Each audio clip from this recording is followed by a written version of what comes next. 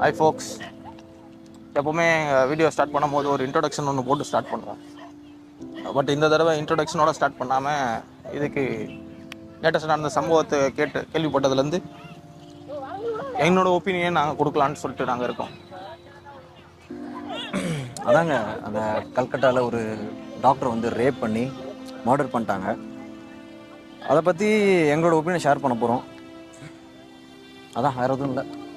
சரி, என்ன தான் பண்ணலான்றாங்க? அதுக்கெலாம் என்ன பண்ணுறதுன்னு தெரில. இது காலில் கேட்டதுலேருந்து நார்மலாக இருக்க முடியல. அது ஒரு ஈஸியான விஷயமா எடுத்துக்க முடியல. ஏன்னா இது ஒரு தடவை 2 தடவையோட முடியல. ரிப்பீட்டடாக இதே மாதிரி கேள்வியை கேட்டுகிட்டே இருந்தா அவன் எங்கே தான் போகிறது?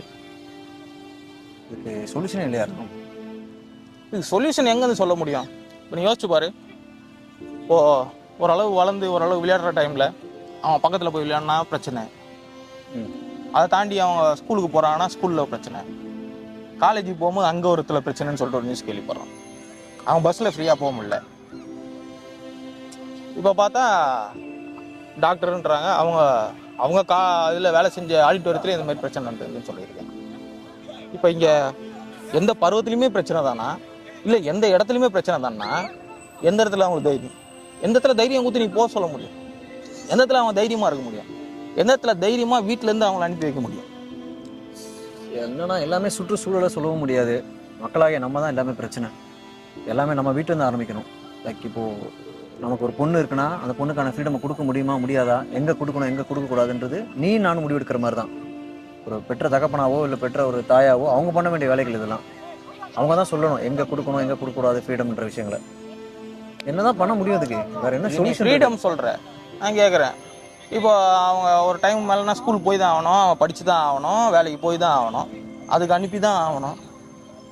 அது ஃப்ரீடமாக அவங்களுக்கு கொடுக்குறது தான். அங்கே பிரச்சனை நடக்குதுன்னா இப்போ அவங்கள கொடுக்காம அவங்களை தடுத்து வச்சா அவங்க எப்போ என்ன தெரிஞ்சுப்பாங்க, எப்போ அவங்க வெளியே வருவாங்க? ஆனால் வீட்டுக்குள்ளேயே உட்கார வச்சுக்க முடியுமா?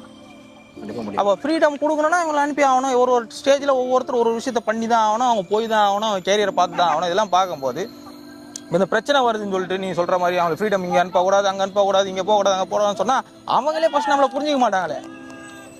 இப்போ அவங்கள பொறுத்தவரைக்கும் என்ன தெரியும்? இது பிரச்சனையை பெருசாக பிரச்சனையாக தெரியுமா, இல்லை நம்மளை இந்த பிரச்சனையே சொல்லியே நம்மளால் அவங்கள இது பண்ணாமல் உள்ளே உட்கார வச்சுருக்காங்களா? ஒரு காலத்தில் உள்ளே உட்காந்துருந்தவங்கள பேசி பேசி சொல்லி புரிய வச்சு இப்போ தான் வெளியே எடுத்துகிட்டு வந்து அவங்களாம் வேலைக்கு போங்க, இங்கே போங்க, படிக்க போங்கன்னு சொல்லிட்டு எடுத்துகிட்டு வந்து வச்சுருக்காங்க. இவ்வளோ தாண்டி அவங்க வெளியே வந்துட்ட பிறகு இந்த மாதிரி பிரச்சனைகள் வந்துச்சுன்னா அவங்க எங்கே போவாங்க? அவங்கள எங்கே தைரியத்தோடு நம்ம அனுப்ப முடியும்? அனுப்பணும், அனுப்பி தான் ஆகணும். ஏன்னா நிறையா விஷயங்கள் மாறி இருக்கு நம்ம நாட்டிலன்னு இல்லை, ஜென்ரலாகவே மனிதனுடைய வளர்ச்சியே அப்படி தான். ஒவ்வொரு 10 வருஷங்களுக்கும் ஒன்று மாற்றங்களோட தேண்டி தான் போயிட்டுருக்கோம். மாற்றம் வரும்னு நம்புகிறோம். அது எங்கேருந்து தொடங்கணும்னு தான் யாருக்குமே தெரியல. நம்ம யாரையும் குறை சொல்ல வரல. எந்த சேஞ்சஸும் வேணாம், எந்த மாற்றமும் வேணாம். அட்லீஸ்ட் இங்கே உலகத்தில் பொதுமக்களாக வாழ்கிறவங்க எல்லாருமே அவங்க மன நிம்மதியோட, சந்தோஷத்தோட, பாதுகாப்போட, எந்த பயமெல்லாம் பதட்டம் இல்லாமல் வாழணும். அதுக்கு இந்த மாதிரி விஷயங்கள்லாம் நடக்காமல் தடுக்கணும். அதுக்கு தடுக்கிறதுக்கு என்ன பண்ணணும்? நம்ம யாரையும் ஒன்றும் சொல்ல முடியாது. பொலிட்டிஷியன்ஸை சொல்ல முடியாது. மற்ற எந்த ஒரு பெரிய நிர்வாகத்தையும் நம்ம குறையிட்டு இவங்க தான் பண்ணுறாங்க, அவங்களால தான் நடக்குதுன்னு யாரும் சொல்ல முடியாது. எல்லாரும் அவங்கவுங்க வீட்டில் இருந்து ஸ்டார்ட் பண்ண விஷயமா இருந்தால்.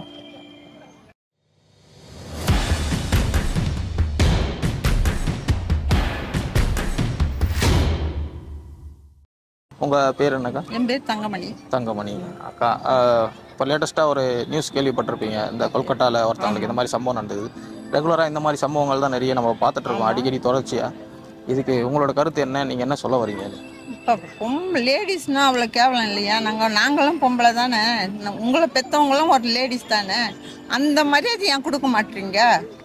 இப்போ வயசானவங்களும் சரி, ஒரு வாலிபமானவங்களும் சரி, 10 மணிக்கு 12 மணிக்கு மேலே வெளியில் வர முடியல, ரோட்டில் ஒண்டியாக நடந்து வர முடியல. அப்போ அவங்களுக்கு ஏன் மரியாதை கொடுக்க மாட்டீங்க? அந்த மாதிரி இருக்கவங்கள சுட்டணுன்றேன். அந்த மாதிரி செய்கிறவங்கள சுட்டுடுங்க. வேணாம், தேவையில்லை. பொம்பளை பிள்ளைங்கள, பெரியவங்க, வயசு பொண்ணுங்களை அந்த மாதிரி நாசம் பண்ணவங்களாம் நிற்க வச்சு சுடுங்க. அதுக்கு எல்லாமே ஒத்துழைப்பாங்க. தேவையில்லாத பிரச்சனை. அவனுக்கு இன்னும் அவ்வளோ கொழுப்பு உனக்கு, அதெல்லாம் தேவையில்லை. அவனை சுட்டு அவனை உள்ள தள்ளிடு, அவ்வளவுதான் சொல்லுவாங்க. இந்த மாதிரி தண்டனைகள் இருந்தா தான் மறுபடியும் பயப்படுவாங்க. அந்த தப்பு திருப்பியும் வராது. ஆமா, அந்த தப்பு திருப்பியும் செய்ய மாட்டான். அவனை சுட்டு தள்ளிடுங்க, பேசாத. நீங்க லேடிஸ் கிட்ட விட்டாலே அவங்களே செஞ்சுப்பாங்க அந்த வேலையை. அவனுக்கு எவ்வளோ திமிரு.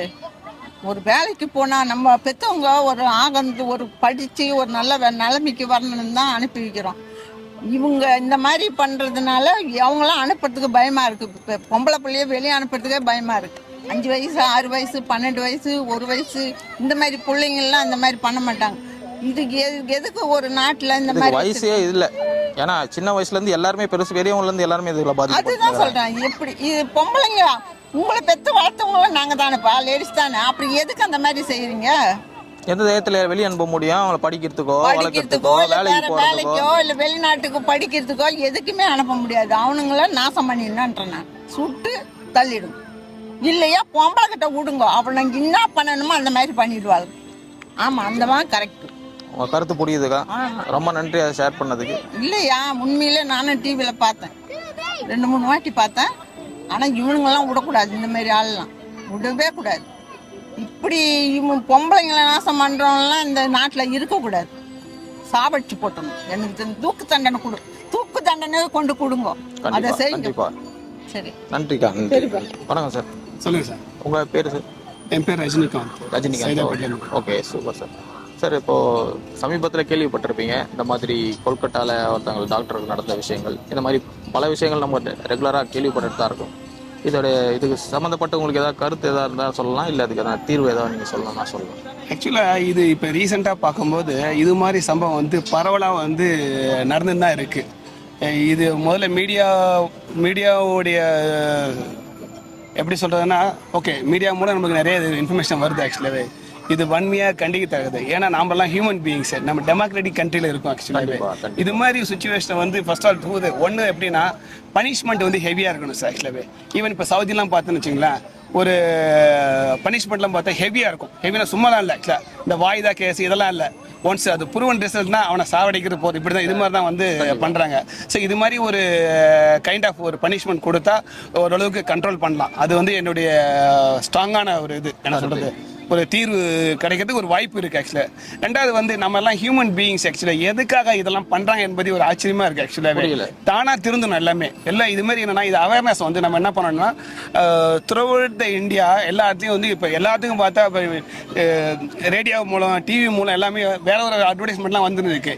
இதுவே வந்து ஒரு எஜுகேஷன், அது ஒரு வந்து ஒரு பப்ளிக் வந்து இதை போய் சொல்கிற அளவுக்கு நம்ம வந்து ரீச் ஆகிட்டுன்னு வச்சிங்களா, மக்கள் எல்லாம் ஒரு விழிப்புணர்வாக இருக்கும். ஆக்சுவலாக கண்டிப்பாக. ஸோ அதை வந்து மீடியா மூலம்னா கண்டிப்பாக இது பண்ண முடியும். ஸோ இதுக்கு தீர்வு வந்து இல்லைன்னு சொல்ல முடியாது. தீர்வு கண்டிப்பாக இருக்குது. ஒன்று வந்து சிவியர் பனிஷ்மெண்ட்டு. இது பண்ணாலே அவனுக்கு நோ மோர் லைவ்.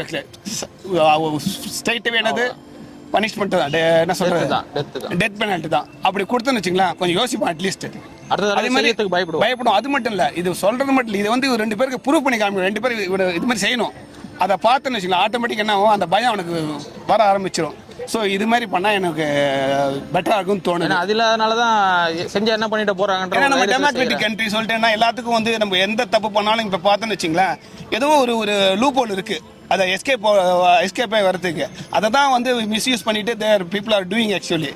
ஆனால் இது மாதிரி ஒரு பனிஷ்மெண்ட் ஒன்று கொடுத்தா டெஃபினட்டாக ஐ எம் ஷூர் தட் இது நடக்கும். இது தவிர்க்கலாம். ஆக்சுவலாகவே கண்டிப்பாக அட்லீஸ்ட் இந்த கைண்ட் ஆஃப் பனிஷ் இது மாதிரி சம்பவம் குறைக்கலாம். இது இன்னைக்கு இல்லாட்டெல்லாம் இன்னும் ஒரு 5 வருஷம் 10 வருஷம் 20 வருஷம் ஆகட்டும், 0 லெவலுக்கு வரதான் எனக்கு ஆசை. இது மாதிரி பனிஷ்மெண்ட்லாம் நம்ம கொடுத்துன்னு வச்சிங்களேன், டெஃபினட்டாக வந்து ஒரு இம்ப்ரூவ்மெண்ட் இருக்குது என்பது என்னுடைய கருத்து. கண்டிப்பாக சார், கண்டிப்பாக. தேங்க்யூ சார், உங்களோட கருத்து சொன்னதுக்கு ரொம்ப வேல்யூபுல்லாக இருக்கும். ரொம்ப நன்றி சார். வணக்கம். Hi bro. உங்கள் நேம் ப்ரோ? பிரேம்குமார். ஓகே. இப்போ லேட்டஸ்ட்டாக அந்த நியூஸ் ஒன்று கேள்விப்பட்டிருப்பீங்க, சமீபத்தில் கோல்கட்டாவில் அந்த மாதிரி நடந்திருக்கு. இது மட்டும் இல்லாமல் நம்மளுக்கு ரெகுலராக நிறைய நடந்துட்டு தான் இருக்குது. நடக்காமல் இருக்கணும்னு பார்த்தீங்கன்னா எல்லாருமே அவேர்னஸாக தான் இருக்கணும் ஃபஸ்ட்டு. ரெண்டாவது பார்த்தீங்கன்னா இதுக்கெலாம் பின்னாடி பெரிய இன்ஃப்ளூயன்சர் தான் ப்ரோ இருப்பாங்க. ஏதாவது பொலிட்டிஷியன் இல்லை பிஸ்னஸ் மேன் இது மாதிரி பெரிய பணக்கார பசங்க தான் இந்த மாதிரி இது பண்ணுவாங்க. அவங்களால ஈஸியாக பணம் கொடுத்து வெளியில் வந்துட முடியும். அதனால் இந்த கேஸே ஒரு 2 நாள் நடக்கும், 3 நாள் வேறு ஏதாவது ஒரு ட்ரெண்டிங்கான ஒரு வீடியோ வந்தால் நீங்கள் இதை மறந்துட்டு வேறு ஒன்று ஷூட் பண்ண போயிடுங்க. அதுதான். அண்ட் இது பெரிய பொலிட்டிஷியன் அவங்கன்னு தாண்டி இப்போ அது சின்ன பசங்க பக்கத்து வீட்டில் போய் விளையாடும் போதும் அவங்களுக்கு பிரச்சனை நடக்குது, இல்லை ஸ்கூல் போகிற போது நடக்குது. அவங்கன்னு இல்லாமல் யாரோ சொல்லி தான் நடந்து இந்த மாதிரி நம்ம கேள்விப்பட்டோம்.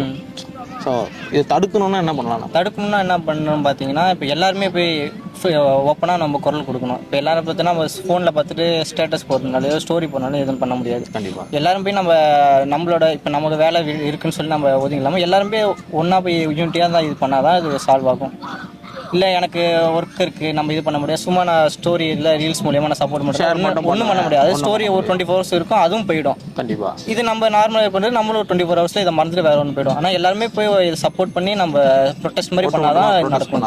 இப்போ ஜல்லிக்கட்டு பண்ண மாதிரி நம்ம இதுக்கு மாதிரி ஒரு பெரிய ப்ரொடெஸ்ட் பண்ணால் தான் இதெல்லாம் கொஞ்சம் சால்வ் ஆகும். கண்டிப்பாக. ஓகே ப்ரோ, உங்கள் கருத்து சொன்னது ரொம்ப நன்றி ப்ரோ. உங்கள் பேர் ப்ரோ? என் பேர் மகேஷ். Okay bro. பெண்களுக்கு நடக்கிற கொடுமைகள் ரொம்ப அது அநியாயம் தான். ஒன்றும் இல்லை, நம்மளுடைய அரசாங்கம் என்ன பண்ணணும்னா துபாய் மாரி நடந்துக்கணும். கண்டிப்பாக துபாயில் என்ன பண்ணுறாங்க, ஒரு பெண்ணை கையை பிடிச்சாலும் சரி எது பண்ணாலும் சரி அவன் தலையை 2 பேர் தலையை வெட்டினாலே போதும், அடுத்த முறை அந்த தப்பு பண்ண மாட்டான். அது இது நம்ம சட்டம் வந்து திருத்தி அமைக்க வேண்டும். கண்டிப்பாக. ஏன்னா வந்து 2024 வந்துடுச்சு, எல்லாமே ஃபஸ்ட்டு எப்படி இருந்த காலம் இப்போ காலம் வந்து அடுத்தடுத்த ஸ்டெப்பு முன்னேறிட்டு தான் வருது. அதால் நான் என்ன சொல்கிறேன்னா, துபாய் மாரி நம்ம அரசாங்கம் இருந்ததுன்னா பர்ஃபெக்டாக இருக்கும், பெண்களுக்கு நல்ல ஒரு பாதுகாப்பாக இருக்கும். நம்ம ஸ்டேட்டு, நம்ம தமிழ்நாடு ஸ்டேட்டு மட்டும் இல்லை, அதர் ஸ்டேட்டு நடந்தாலும் நம்ம தாய்மார்கள் தான் தங்கச்சி மாதிரி அக்கா மாதிரி தான் அவங்களும். அது வந்து எப்படின்னா ஒரு விழிப்புணர்வாக தான் இருக்கும். அது நம்ம வந்து விழிப்புணர்வாக வந்து மற்ற ஸ்டேட்டை பார்த்து நம்ம கற்றுக்கணும். அதுதான் என்னுடைய கருத்தாக இருக்கும். ஆனால் அவங்களுக்கு ஒரு பிரச்சனை நம்ம முன்னாடி நிற்கணும். அதே நம்ம தங்கச்சியாக இருந்தால் நம்ம அக்கா இருந்தால் நம்ம விட்டு போக முடியுமா? யோசிக்க மாட்டேன். அது எல்லா விஷயத்துக்கும் நம்ம ஃபைட் பண்ணணும், கண்டிப்பாக ஃபைட் பண்ணி ஆகணும். அதர் ஸ்டேட் நடந்தது நம்ம கஷ்டம் தான். ஆமாம், இப்போ நம்ம ஸ்டேட்டில் கூட தான் நான் தமிழ்நாட்டில் நடந்தது. நம்ம என்ன ஆக்ஷன் எடுத்தோம்? அவன் பண்ணிட்டு ரேப் பண்ணிட்டு போவான், அவனுக்கு நான் தூக்கு தண்டனையாக கொடுப்பாங்க, ஆயுள் தண்டனையாக கொடுப்பாங்க. ஒன்றுமே இல்லை, பணத்தை இப்போதைக்கு பணம் தாங்க விளையாடுதுங்க எல்லா இடத்துலையும்.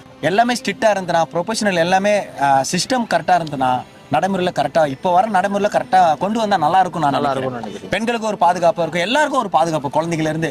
சமீபத்தில் குழந்தைகள் கூட கடத்துறாங்க. எல்லாரும் முன்னாடியும் நம்ம இந்திய அரசாங்கம் முன்னாடி நடுவில் வச்சு ஒரு எவன் அப்படி பண்ணானோ 10 பேர் 2 பேருக்கு தூக்கில் போட்டாலே போதும், அவன் திருந்துருவான் ஆட்டோமேட்டிக்கு. ஐயோ நமக்கு பயம் இருக்கு, ஏன்னா அவனுக்குன்னு ஒரு லைஃப் இருக்கு, அவனுக்கு குடும்பம் இருக்குல்ல, அப்பதான் அவன் திருந்துவான். இதுதான் என்னோட கருத்து. எல்லாருக்கும் முன்னாடி தூக்கில் போடணும். ஒருத்தன் பண்றானா உடனே தூக்கல, அவனுக்கு வந்து ஆயுள் தண்டனை விசாரிக்கணும். ஒருத்தனை விசாரிக்காம உடனே தூக்கில் போடக்கூடாது. கரெக்ட். அவனுக்கு கால அவகாசம் கொடுத்து ஒரு 5 நாளோ 2 நாளோ அவன் தான் அந்த தப்பு பண்ணினான அடுத்த நிமிஷமே நடுவில் வச்சு தூக்கில் போட்டோன்னா பயப்படுவான். ஒரு 5 பேர் பண்ணி பாருங்களேன். கண்டிப்பா பெண்கள் ராத்திரில 1 மணி 2 மணிக்கு ராத்திரில நடந்து போயிட்டு வரலாம், ஒரு பாதுகாப்பு இருக்கும். மாறும்னு நினைக்கிறோம். கண்டிப்பா மாறும், நம்புவோம். நன்றி. உங்களோட கருத்து. ஜெய்ஹிந்த். ஒரே தீர்வு தான், செய்கிறவங்களுக்கு கடுமையான கரெக்டான தண்டனையை கொடுத்தா அடுத்த தடவை அதை செய்யாமல் பயப்படவாக செய்வாங்க. அது தெரிஞ்சாலே போதும். அது யார் செய்வீங்களோ தெரியாது, யாராவது ஒருத்தர் செஞ்சு எப்படியாவது இதுக்கு ஒரு முற்றுப்புள்ளி செய்யுங்க. இது எங்களால் நாங்கள் உங்கள்கிட்ட கெஞ்சி மன்றாடி கேட்டுக்கிறோம்.